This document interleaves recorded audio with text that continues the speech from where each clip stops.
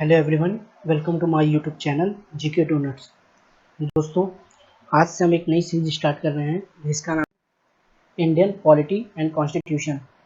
अगर आप किसी भी गवर्नमेंट एग्जाम की तैयारी कर रहे हैं तो यह सीरीज आपके लिए बहुत ही हेल्पफुल होगी। इस वीडियो में हम इंट्रोडक्शन पढ़ेंगे इंडियन पॉलिटी एंड कॉन्स्टिट्यूशन का, और उसके साथ साथ ही हम यहाँ पे बेसिक टर्मिनोलॉजी को कवर करेंगे जो इस पूरे सीरीज में बार बार यूज होगी, और साथ में डिफरेंट एक्ट को भी पढ़ेंगे। तो चलिए शुरू करते हैं। पॉलिटी पॉलिटी का मतलब होता है form of government in a country, means कैसे किसी स्टेट में रूल होता है, उसकी स्टडी को हम पॉलिटी कहते हैं। Constitution, a body of fundamental principle according to which a state is govern, means कुछ सेट ऑफ रूल्स बनाए जाते हैं जिसके अकॉर्डिंग किसी भी स्टेट को गवर्न किया जाता है या चलाया जाता है। इसी को हम कॉन्स्टिट्यूशन कहते हैं या संविधान कहते हैं। यह दो तरीके के होते हैं, रिटन या ओरल। तो भारत का जो संविधान है वह एक रिटन संविधान है, और ब्रिटेन का जो संविधान है वह एक ओरल संविधान है। भारत का संविधान वर्ल्ड्स लॉन्गेस्ट रिटन कॉन्स्टिट्यूशन है वर्ल्ड में। 3 pillar of union. First, legislature. यह एक ग्रुप ऑफ पीपल होता है और इनका मेन काम होता है लॉ को बनाना या लॉ में संशोधन करना। क्योंकि इंडिया में डेमोक्रेसी है और जनता डायरेक्ट रूल नहीं कर सकती, इसलिए वो अपने रिप्रेजेंटेटिव चुनती हैं एमपी एमएलए को, और उन्हीं के थ्रू वो लेजिस्लेट करते हैं।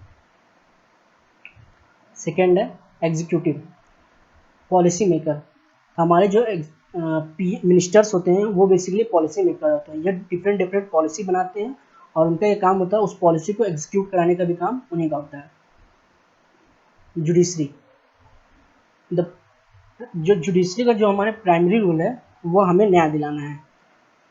इसके लिए हमने different court, supreme court, high court बना के रखे हैं। जुडिशरी जो होती है वो लेजिस्लेचर और एग्जीक्यूटिव बॉडी से इंडिपेंडेंट होती है। Historical background of Indian constitution. Making of constitution को जानने से पहले हिस्टोरिकल बैकग्राउंड जानना बहुत ही जरूरी है, इसलिए हमने इसको एक क्रोनोलॉजिकल ऑर्डर में रखा है। इसमें से डायरेक्ट क्वेश्चन किसी भी एग्जाम में पूछे जा सकते हैं। फर्स्ट जो एक्ट आया था ईस्ट इंडिया कंपनी द्वारा वो था regulating act of 1773, then Pitt's India act of 1784, then charter act of 1793, 1813, 1833 and 1853. Next Indian council act of 1861, 1892, 1909। Next था गवर्नमेंट ऑफ इंडिया एक्ट 1858, 1990 और 1935। तो फर्स्ट है रेगुलेटिंग एक्ट ऑफ 1773।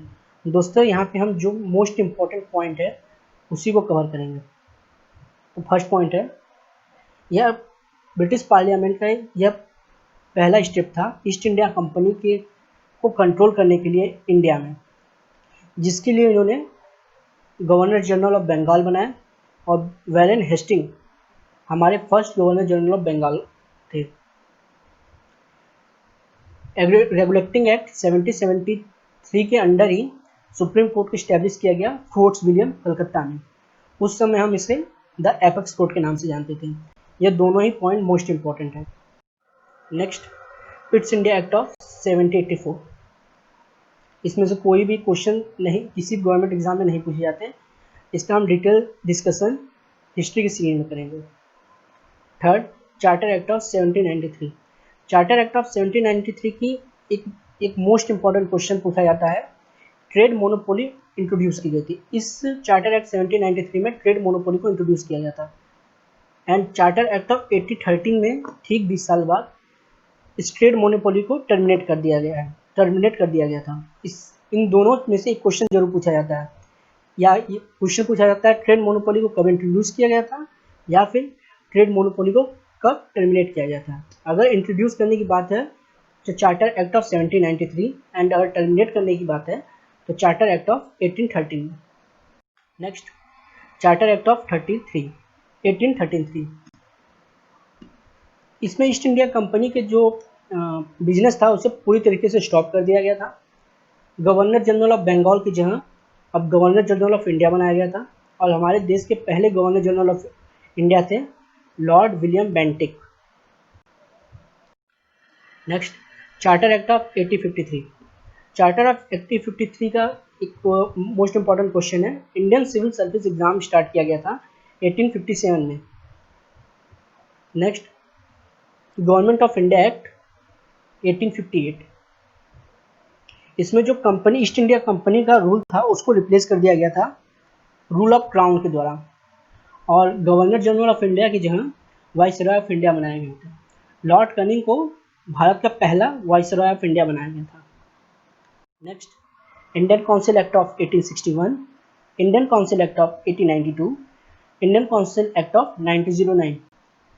तो इंडियन काउंसिल एक्ट ऑफ 1909 को हम model Minto reform के नाम से भी जानते हैं और इसमें एक मोस्ट इम्पॉर्टेंट थिंग हुई थी कि फर्स्ट टाइम किसी इंडियन को वाइसराय एग्जीक्यूटिव काउंसिल का मेंबर बनाया गया था और वो उनका नाम था सत्येंद्र प्रसन्न सिन्हा जी। सत्येंद्र प्रसन्न सिन्हा जी को first time viceroy executive council का लॉ मेंबर बनाया गया था। यह एक मोस्ट इम्पॉर्टेंट क्वेश्चन है। 11th, government of India act 1919, इसको हम मॉन्टियो चेम्सफोर्ड रिफॉर्म भी कहते हैं।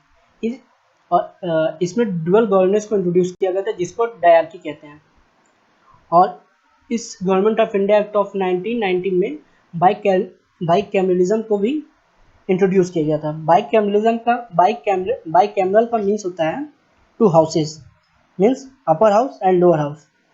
राज्यसभा को हम अपर हाउस बोलते हैं और लोअर हाउस को हम लोकसभा को हम लोअर हाउस बोलते हैं।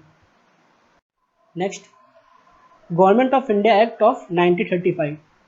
हमारे संविधान का जो बेसिक स्ट्रक्चर है वो government of India act of 1935 से ही लिया गया था क्योंकि इसमें बहुत से डिमांड जो थे इंडियन द्वारा किया गया था और उसको किसी भी डिमांड को फुलफिल नहीं किया गया था। इसलिए जवाहरलाल नेहरू जी ने इसको चार्टर ऑफ स्लेवरी भी कहा था। इसके बाद कैबिनेट मिशन ऑफ 1946।